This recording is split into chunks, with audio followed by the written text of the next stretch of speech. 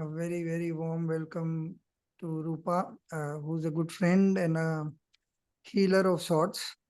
Uh, she has her own regimen and learnings in many spaces, but more or less people come to her for health and fitness. She resides in the UK and has been a friend for many years. Welcome to the show, Roopa. Thanks, Bunty. Thanks for having me. Uh, so, like we were discussing yesterday, one of the potential topics that I was thinking of was mortality. Of late, a couple of deaths have occurred. Some predictable, some completely unpredictable. And after we said, yeah, probably we will speak on this topic. One of the thoughts that came to me is when is a good time to die? Because very often, even if an old person passes away now, while we adjust to it very fast, some days it is not so easy, and you keep thinking, is it okay? A long time back, I had read something on the lines of uh, economic usage of the person who's alive.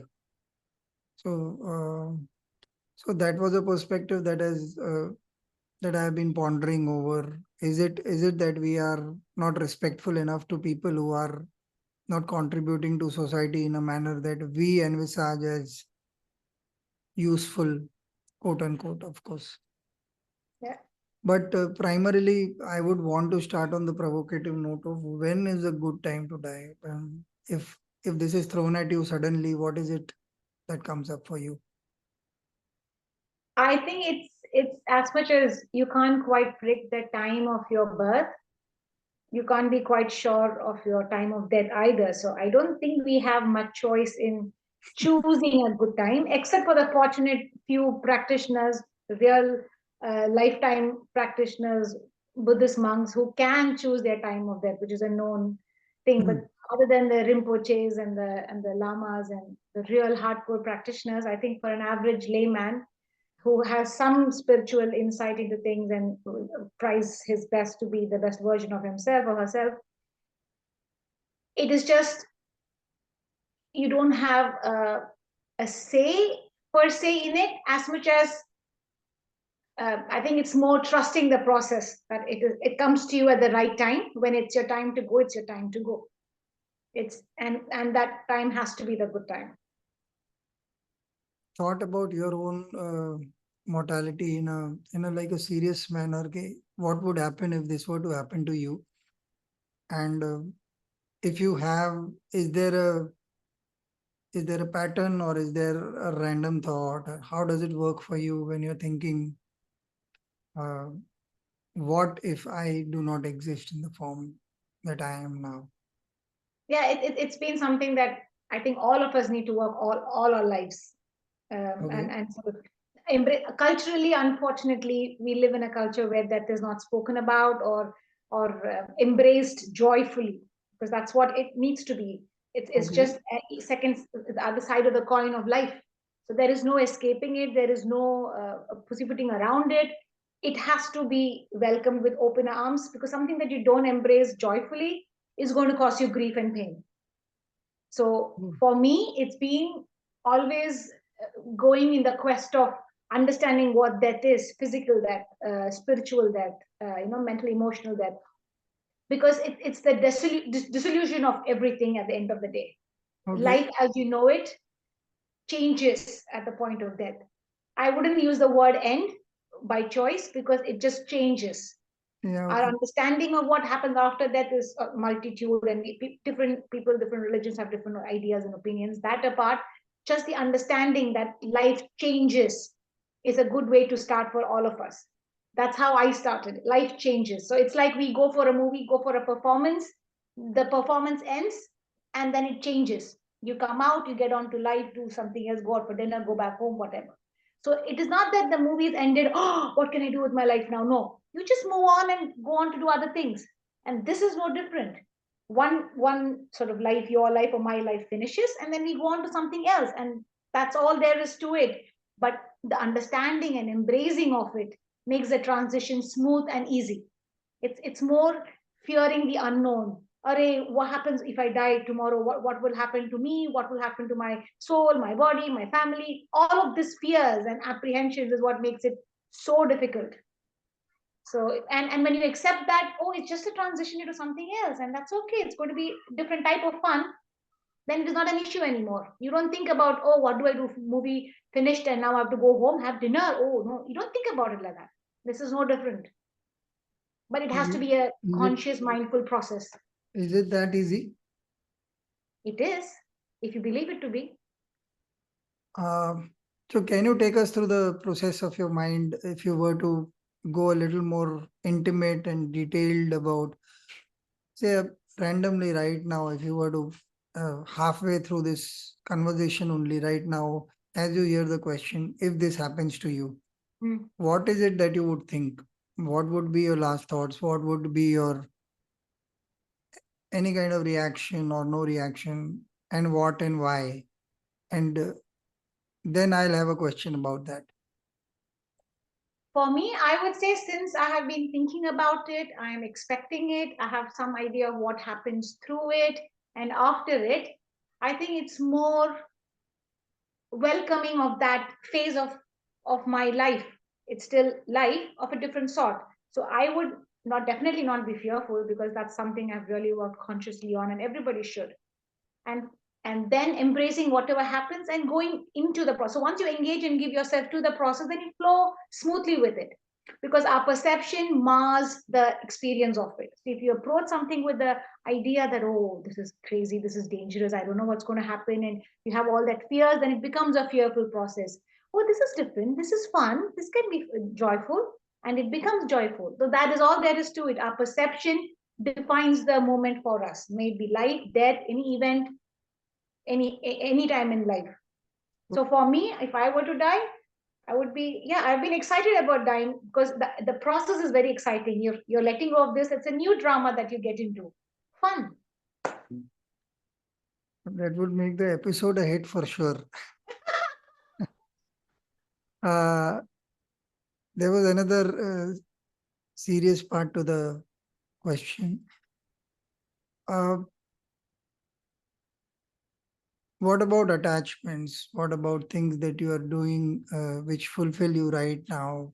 Your relationships and your kids, your parents, your spouses, your lovers, your sisters, brothers, friends, uh, what we do with our lives, whatever purposes that we choose, short term or long term, the importance of what these are. So when I do this podcasting thing, while it is not seen as an economically uh, viable right now, but also it's not my driving force to do these things and sit down uh, and yet there is, I do get worked up about not getting enough guests, not getting matching times when we want, or technology issues, or any such thing, and I get little worked up. And when people start reacting saying, "Are you haven't done this, you haven't done that," I get defensive, or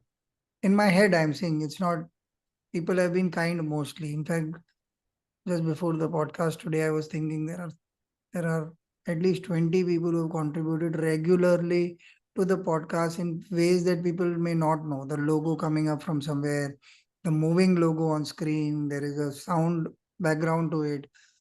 The mic that I'm using has been suggested by somebody. The camera, the light has been donated by a relative of mine, my wife's cousin. Yeah. So people are very kind. So that is not an issue per se. But what I'm saying is that since I'm invested in it, now you're talking about divestment in that space and time that I am dying right now. So at this point of time, it could be as much as, oh, this whole jing bang I have collected here right now in front of me, the podcast is on. What will people think? Oh, I am dying. Do I look good while dying? It could be even that, okay, that my face is contorting or whatever. I don't know. Mm-hmm. Could be anything. I haven't thought about that aspect. Good that I will have something to think about. Yes. But what about those things? You've been talking a lot about it, which sounds like romanticizing a certain moment. If it is still the truth, which I do not deny it is, what I mean to say in the intimate sense, that okay, it is happening and my heart is stopping and the palpitations are increasing and my breath is going shallow and those kind of things happening. Uh, Part one of the question is, will you still have the same confidence and love for the moment as you are mentioning? One, if yes, why? And second part is, uh, what about the rest of it? How do you see that, or does that not feature in the moment? And if that does not feature in the moment, why? Many questions there, but Yeah, you got yeah. the I hang hope of I it. can answer them all. I'll try my best, but if at any point I miss something, do come Yeah, back yeah. and ask me. So the life and universe existed before I came here. It is existing beautifully with me in it, and it will continue to exist as gorgeously after I leave it. So that's not Wonderful. going to change. Life in itself is perfect in every sense, irrespective of what's happening, who is happening to, where it's happening, doesn't matter. That's what I believe. It has Okay. its own rhythm, it has its own pulse, and it is ticking along beautifully, right? That said, me coming in adds its own flavor. It's like I'm another thread in the tapestry of life, as you are and as every one of us are. We have our own place in life. And Correct. I personally believe the ultimate purpose, truly looking deep, is for us to just be ourselves. Be our honest, true, authentic selves. You are made a certain way. I was made a certain way. We have similarities and we have a lot of dissimilarities. And you compare yourself to anybody, you will not find a perfect clone of yourself at all. Impossible. Yeah. Each of us are our own unique selves and have our own unique place in life. And all you need to do is fulfill that. It's as simple and as complicated as that. So Okay. then comes the load of the world, the culture, the norms, the expectations, the ideas, opinions, all of that. That adds the layers of mess ups to this very simple, beautiful idea of you being yourself. When Uh, the dynamics one, happen one about sec, you one trying sec. to be yourself. Sorry. Sorry to interrupt. At this point, I wanted to speak from the moment of the physical distress of the death itself. So that, because my question comes from that point, the distress is happening. Uh, to some extent, I've gone through this. I haven't died, obviously, that's why I'm here. But I've Yes. gone through something that was very difficult. I couldn't breathe for a while and stuff like that. At that point, I had my wife dependent on me. My daughter was very young, and all those things were happening. And I could see, and yeah, I could see, and I was telling myself, why aren't you worried? So it was a picture in That's a good picture moment. beautiful So I was thing. Yeah, saying, are you stupid or what? Why aren't you worried? yeah. And I'm Yeah. smiling, and because the doctors are trying something which is not working at that point of time. I And think I that's all found, of your practices carrying you through that moment, which is which beautiful. which I understood in retrospect, obviously, because I was practicing while this was happening, because the doctors were perturbed, because random things were happening. We went waiting for an X-ray to happen, but the X-ray guy had gone to church. So we had to wait, and the doctors were perturbed, and I was not, because I thought it was very amusing that okay, well, you're supposed to be in capable hands, but the problem is very logical and normal. Yes, yes. And he's gone to quote unquote God's house. How can you complain about it? Not going to party or something. Well, he's doing the right thing for his own. Quite the irony. So, sorry, to come back to my question was the moment of reckoning, and then the perspective of what you were saying vis-a-vis the opinions and the. Sure. So, please continue from there. Sure. So when you talk about distress at that moment, at the passing away moment or the Passover moment, again, distress from two different perspectives. One, the person who is passing over, experiencing it in a certain way, and that need not match the perception of the outsider who's looking at the person dying and is thinking, oh, the It's person is fine. distressed. Which is fine. Yeah, there are two different ways of looking at it. Yeah, The person, the loved one, might be so distressed and upset at losing this one that their perception of the distress of the loved one is way more than it it in actually reality is. possibly could be, right? So it's like for to give a more real life example, it's like a mother and a baby. If the baby is not doing good, the mother stresses out way more and is way more anxious than the baby is. Yeah, The true. baby might be just tired and sleeping about and not being active, but the mother says, oh, she's not aware.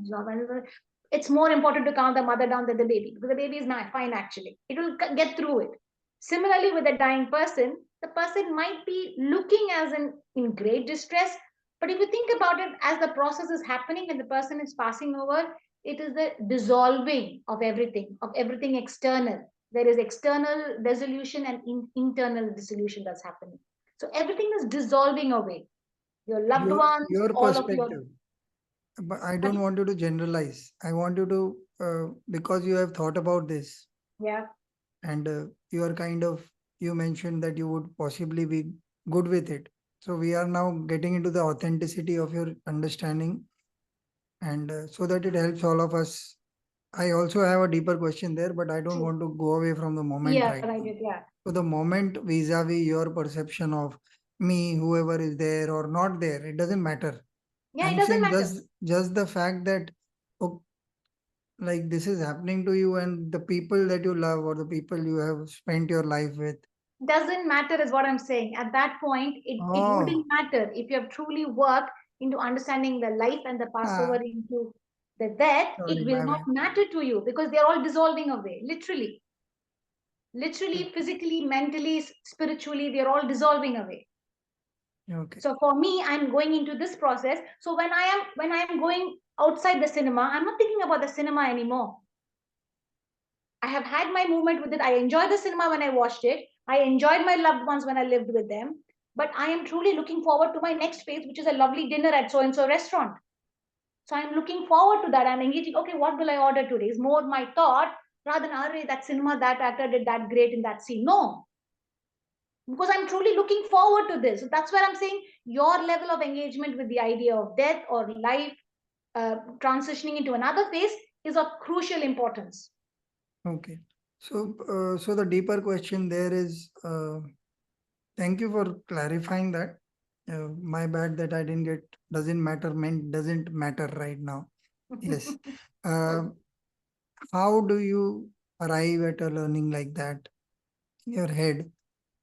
Um, when so the deaths that I mentioned recently that have been happening, so quite a few of them have been old people, above 80, above 75, and even if it was sudden, that guy was above 75, but just the fact that it was sudden, unexpected. Oh, he had spoken to me last Sunday, and so all those things are happening. Uh,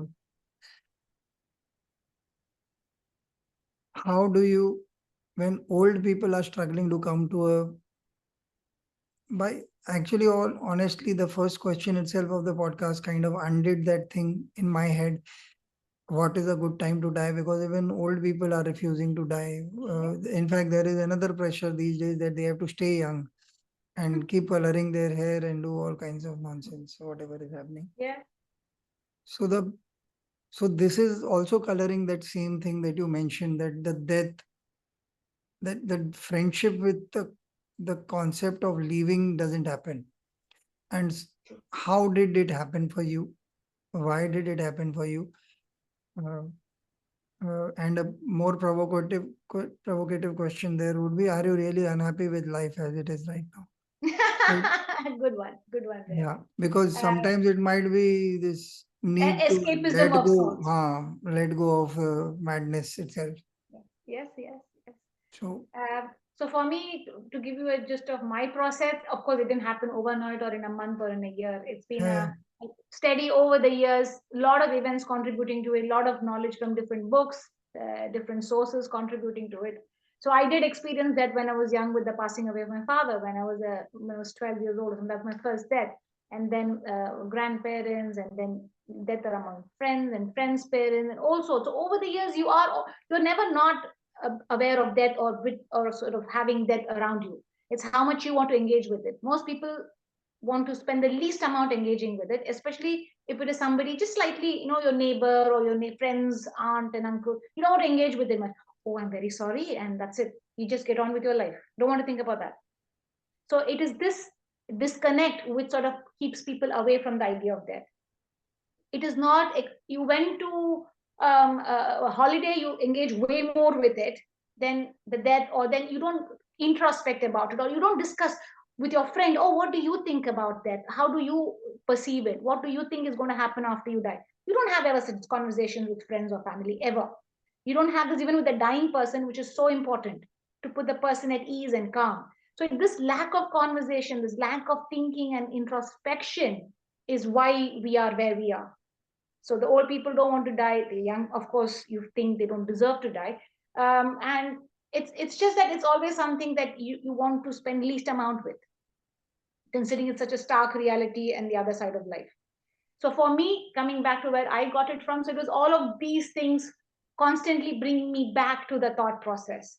And at some point when I lost my father, and at that time I was of course very young, but the impact was so strong. It took me a couple of years to truly come out of it and say it's okay, life can go on even without having a very close parent with you. So that sort of coming out of it, and like I said, I engaged a bit more than the normal average public with the deaths that happened around me. So it always brought me back somehow. And then looking deeper into it through different books and sources, somehow it gave me that ease that, yeah, that is not too bad. Why do people run away from it? It's okay. It's just changing. So the more you deal with it, the more you think about it, the more you read about it, learn from others, hear and understand from others near death experiences and all sorts. So it's a variety of sources that are out there if you're open to receiving it. It's not that it's so difficult to come by. With these days, all the more. So all of this have contributed into bringing me where I am today. Super. Because suddenly I was thinking we have so many topics that we talk about at parties and about other places. Um, we haven't really normalized having a conversation like this. Uh, so there was this when we were far more younger. I remember there was this New Year's party, and I was talking about not death necessarily. I do not remember what it was, but it was a spiritual longing or something to do with it. And my friends were getting drunk, and this one guy who had joined us and who was new, and he landed up throwing up, and the whole joke for the entire New Year's Eve was that Bunty ne baat kiya to he couldn't digest what he was drinking or whatever. And that went on for many days. And uh, uh, there is also this pressure to be cacophonous to show that you belong uh, when people get together, and that includes funerals. Um uh, I have often wondered about this and have had different answers coming from different people. Once I have also talked to somebody on the podcast. I don't remember what the answer was, but why do people talk of things not death even at a funeral? So you're talking about business. So how are things with you? And what about your son? He was going abroad or something, and your daughter, is she studying medical or whatever. So we talk about things which are life, Yes. and a lot of us would want to think it is life affirming, not escapism. Uh, there are other people who will talk about आजकल लकड़ी वो quality की नहीं देते जलाने के लिए and random things. Even if they are talking about that, they are talking about Yes, the आजकल periphery, आज the लगता है paraphernalia around it, huh? the paraphernalia around it. And so the topic itself, that the person is going and there is a bond that is being cut. So I'll tell you one interesting, very small, not very deep, but very beautiful two-line conversation I had with a friend. So one day I told him that uh, So I think my grandfather had died and I was crying, and my friend had come and he watched me crying and he was there. And my grandfather was 87 or something when he passed away. And so my friend's girlfriend, she met me next time we were sitting somewhere, she said, "Were you very close to him?" Like her boyfriend had told her that Bunty was crying a lot. And I thought it was a very insensitive question, because here is a human being that you have a connect with. Just because he's old does not automatically transpire that I wish that he died or something like that. Mm. And I was narrating this to the other friend now, completely unrelated to these two people. And he said, "But you were crying because this is the final time you get to say goodbye.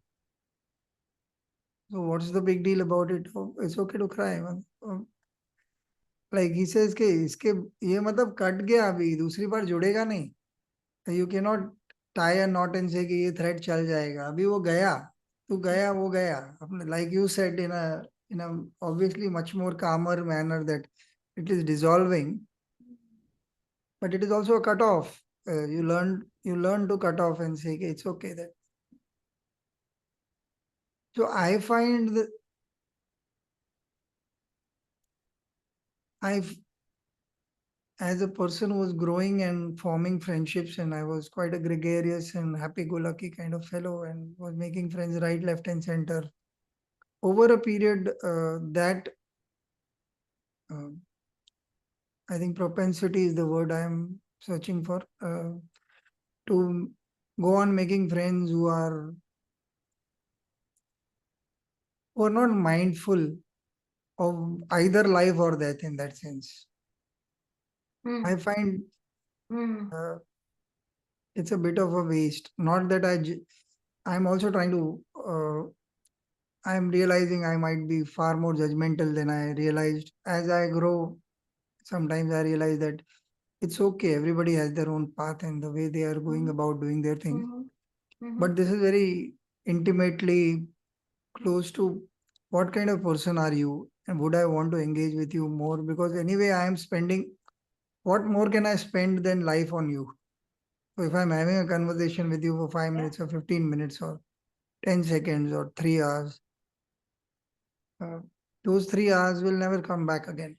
Yeah. How do I make it count, or what is it worth?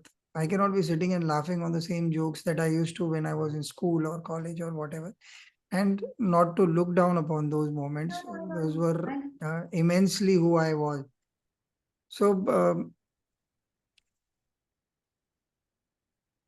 have you have you ever thought that this might be a reaction to losing a parent early?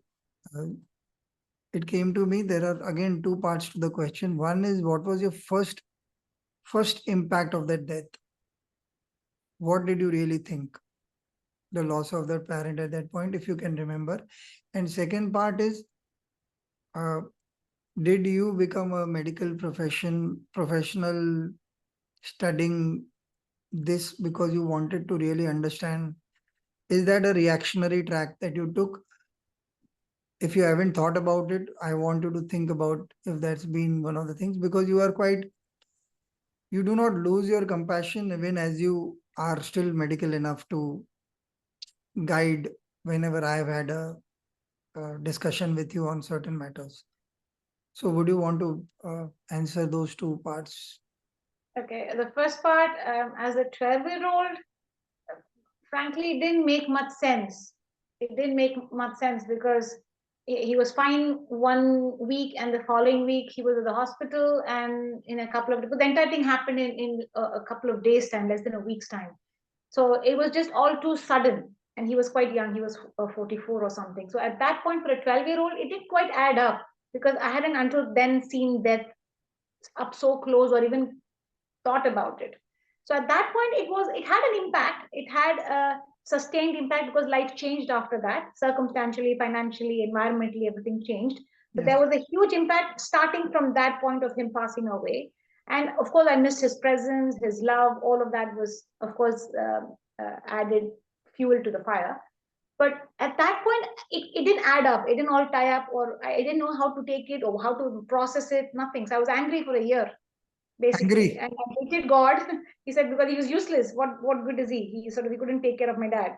It's that sort of a 12-year-old reaction, of course. No, which is fine, but you were angry, you said.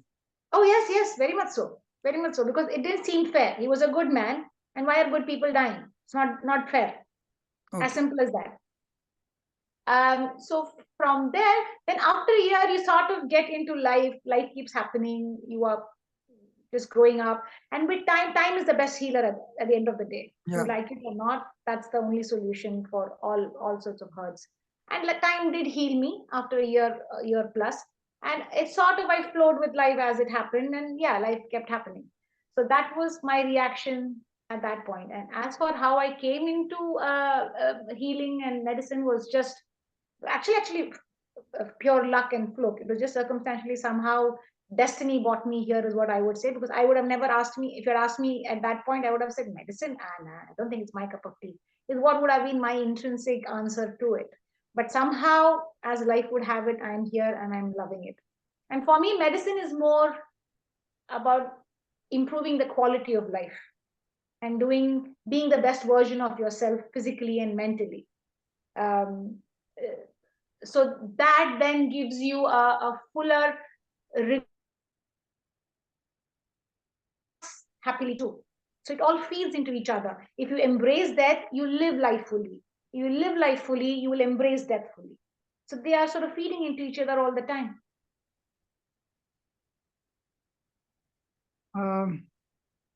One question that wasn't being planned, but your answer got that thing in my head.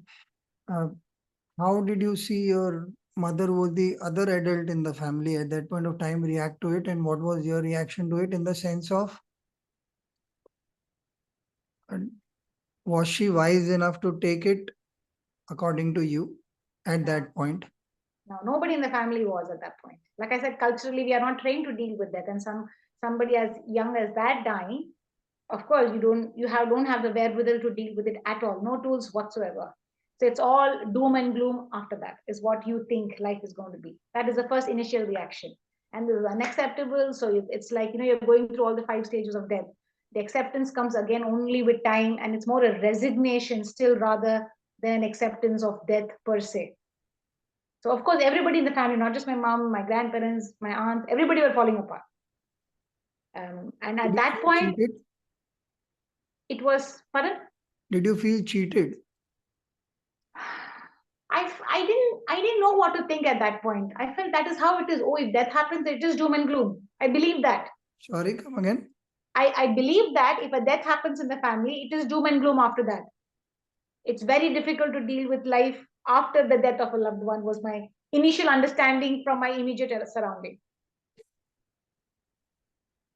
So you were angry. At the Yes. same time, you were finding the people you looked up to as helpless. Yes. I'm trying to connect the two and ask you, was there a sense of disappointment that there was nobody to guide you into how to, or I didn't did, think it was possible. I didn't think it was possible to have guidance on this matter, ah, because I didn't think it was possible to accept death gracefully or with dignity. I thought we always had to fight death. That was my initial reaction. You couldn't accept it. How could you accept it? Oh, it's unacceptable. Life is the way to be. Death, no, no. That's how everybody reacts. And that's how you take on board as a kid as well. So you're always in denial. Are, let's not talk about that. Bad things. Let's not talk about it. That's what everybody all around you behaves all the time. How many people have you met who will happily talk to you about death? About their death, about their close ones' death, generally death, spiritual death, mental death. Nobody wants to talk about it. So the attitude never changes. And when you're at the death's door, and when they are desperate to talk about it, they don't know how to talk about it, and they don't have anybody around them to talk about it. If you talk about that, Are, don't talk, Abshukan, don't talk like that, everything will be fine. You be positive. That's the feedback you get. So you hold back. You don't talk about it. you're actually forcing me to think of things I haven't thought for a long time. In terms of, uh, is there something that can be formally done to resolve this as much as possible as a seva of some kind? Yeah, Uh, definitely. uh,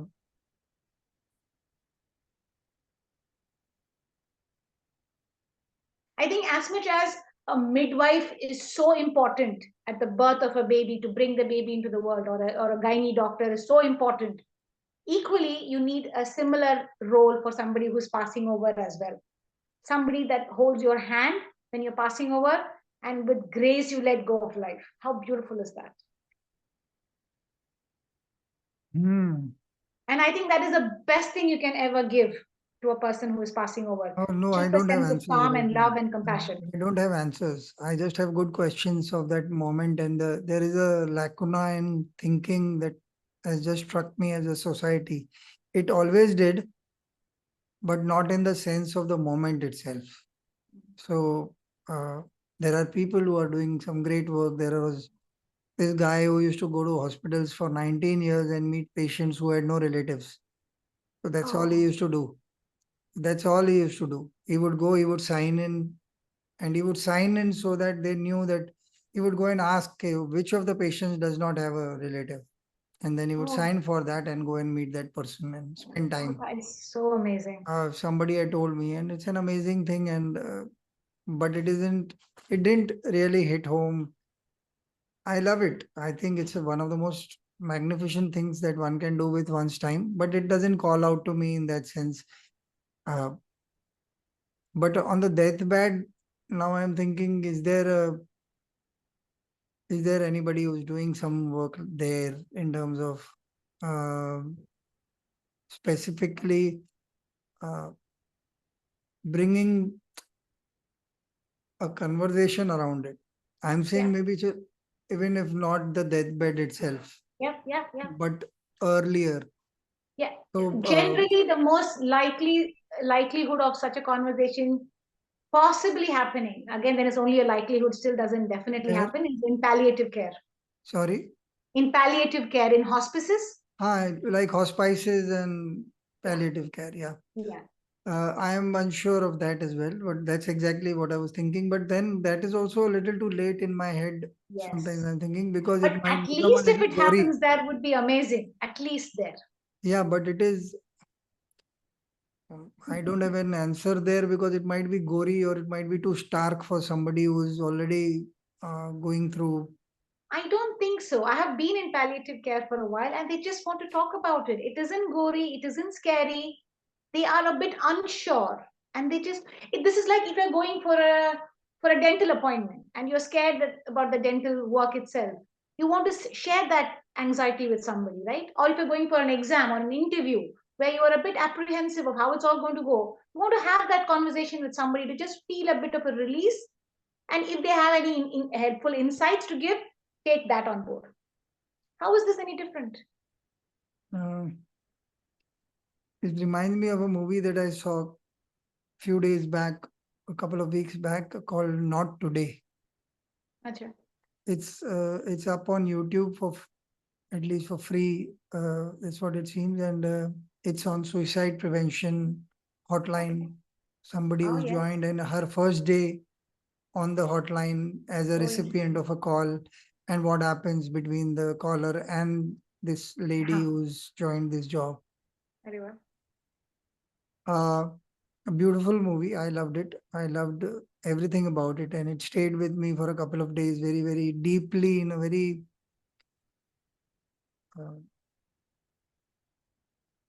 in a very soothing sense. I Mm. am at home with such chats. Absolutely. Not that it is always easy. Not that the person that I'm talking to may be going through the best of times or whatever.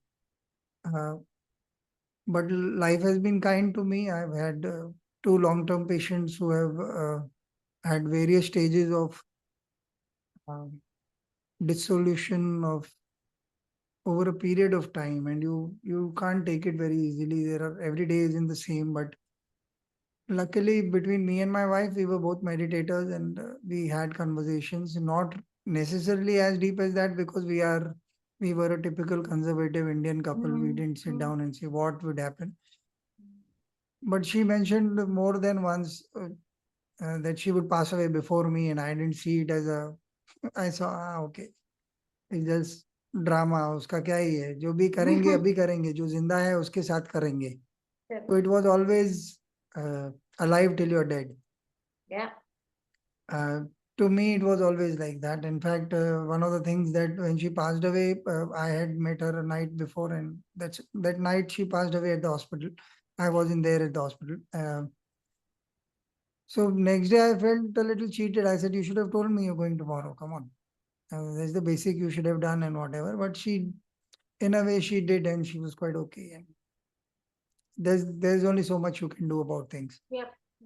So there wasn't much there to go with, and in fact, the doctors were reacting a little funny. I thought they asked me that they wanted to try something, and I said, "Can I check her pulse for a minute?" So I checked. I said, "There is no pulse. Yeah, she is dead. So why are you trying this?" So they said, "Yeah, okay, we won't try." So I said, what is happening here? If she's gone, she's gone. So what are you trying to do? And why traumatize a body for the heck of it? Exactly. To me, it was more loss of dignity in that sense. Precisely. Yeah. Doctors don't Whatever see. has Doctors happened, see it as a loss, isn't it? It's about winning. Life is winning, and death is loss. That's how they see it. I wasn't too sure what they were trying to do. They looked like They nothing just against want to doctors, escape but they or looked keep death away at hopeless. all cost. They wanted to say something, so they landed up saying, you want us to try more." So I actually had to stop them from putting that electric shock kind of thing. And I said, "What nonsense is happening? Let me try." And I said, "She's growing cold. So that means that she must have." They were waiting for me. I could see through the ICU cover. How do we go and tell him? And I'm looking, why are they wasting time? I want to spend time with her for whatever At my that point, reasons of meditation, that I want to be around her and pray with her or pray for her or whatever, even if she's going or gone or whatever. True. So that was a little funny. Those guys are medical professionals. You expect them I to know. You would, know better. you would think that they would deal with that better.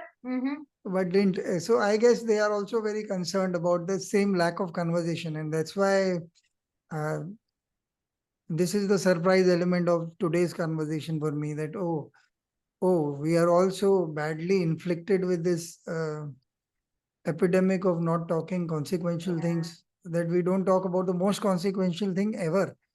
And it has really penetrated so deep that we think it is, like, to me also, it's a surprise, and it shouldn't have been. Like, I know for a fact that it is, and First hand, throughout, yeah. but I see me and you as a little weird and lost our Yes. marbles. So we are talking about such things, and I'm thinking it's the other way around. Like, why isn't everybody doing it? Because without that, how are we going to get around to it? Whatever, it might not be the most useful of conversations in one go, but over a period, if you're starting to do something about the topic, or like, that's why supposedly Bhutan is the happiest country in the world. They tell their kids about death when they are 8 years old. Beautiful. Somewhere I read that. I thought, Okay. but I still never thought about it in the manner that you mentioned, that it is creating issues rather than which don't exist perhaps. Exactly. Exactly. And I don't know what can be done, but I'm certainly going to think about this if I need to write about this, if nothing else, or It's mutually beneficial for both parties or all the parties engaged in the conversation. It is not just for one person, it's for everyone. yeah, And that conversations could hopefully inspire other conversations, and hopefully at some point the culture changes and something will change, because I am seeing. Uh, so I have been losing friends for saying this, but I will anyway say this to you as well. go So on. I seem to be very judgmental and look down upon a lot of people who have other practices. And in your case, the benefit has been that I'm pleasantly surprised. This is the second time around that I'm having you on the podcast. The first time around also, I was surprised with the wisdom that you brought to the table, because of whatever you've been practicing and talking about, what I see and what I read about, I find it's very farcical. And then first time around, I convinced myself that you managed to breach through, not because of that, but because in spite of that, you have become wise. But today, listening to you and coming to that point of how you processed whatever has happened and whatever is happening in your life, uh, brings to me a very sobering and calming influence that, okay, there are people who are working through this honestly, and authenticity matters more than paths also. Yeah. Uh, and so maybe there is a possibility there to bring up something, uh, a conversation on mortality, or what, I do not know. Maybe, pieces one can write, or like I did a series on nobody talks about death during COVID times, Mm. which worked very well for me.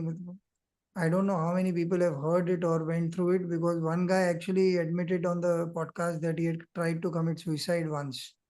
And I was like taken aback. Uh, there were other people talking about stuff that I could not believe. Uh, one lady spoke about couple of deaths in couple of months in her family. Mm. And I thought these were, if podcasting is a journey and one needs to have hit podcasts or whatever famous and viral podcasts, well, this is as good as it gets in terms of reality and authenticity. And I don't mean for the fame of it. Yeah, I yeah, I know mean what in you the mean. sense of that, here is a conversation. Had you heard it, you would Yeah, find, it oh, instigates, yeah, yeah, something. but that has been one of the least appreciated series. I Like can imagine. 20 people hearing it and 10 people. I also allowed uh, it to be more dignified by not making it a video series. So it was an Mm. audio series that who you are need not be discussed, and Mm. it doesn't really matter. Your name could be Roopa or No, it doesn't. Sukhbir or whoever. How does it matter, really No, speaking? true. Uh, Good. I don't want to ask questions and dilute the feeling I have with this uh, thought that you've left me with. Okay, there is something that can be done here. And while this is there, during your answers, I had this huge sense of gratitude for you going into yourself and coming up with uh, hugely intimate understandings of things which are generally not even talked about. To do this on camera and do this for the touchwood, for the benefit of many, genuinely, so that people can reconcile, uh, be confident, be calmer, peaceful about the sense of closing that one needs. Uh, it is not an easy topic by any chance. I would not deny, irrespective of the beautiful energy that you brought in the way you spoke and the way you gave your answers, your smiling answers. There was no heaviness in the way you communicated. Having said that, it is not an easy subject to tackle. I need to admit that. But it is so beautiful because it brings exactly the energy that is needed in such topics. So, thank you so much for the conversation, for the content of the conversation. Uh, may all who need to find peace with this topic be helped by our vibe, even if not with our words, and by our intent to serve. Thank you so much. And I'll have other conversations at some point of time now that you are proving to be wiser than I have been thinking. I think I should abuse our relationship a lot more and add you Very to that kind of random you. quantum. So there is this series called Random Contemplation that earlier I used to do with one guy called Hemant Gupta. Then I Mhm. started Of adding course, I've another heard, yeah. fellow called Manoj Khatri, who's another good friend. So I think you are now going to get added to that list, because these topics uh, are beautiful, and it really needs people who are willing to come up and Yeah. share their most authentic selves as much as possible. Yes. So thank you so much, and I shall see you soon. I Oh, shall see thank you you so much, Bunty, for this amazing opportunity. There's not too soon. many people I can have this conversation with. Thanks to you. No, it is I good. wouldn't It is have this opportunity you get otherwise. to. I see you as a friend, but today I see you as a friend who I know a lot more about in your earlier days and your mother and other things, and you feel a little more human and kinder. And wow, like it's so difficult for everyone.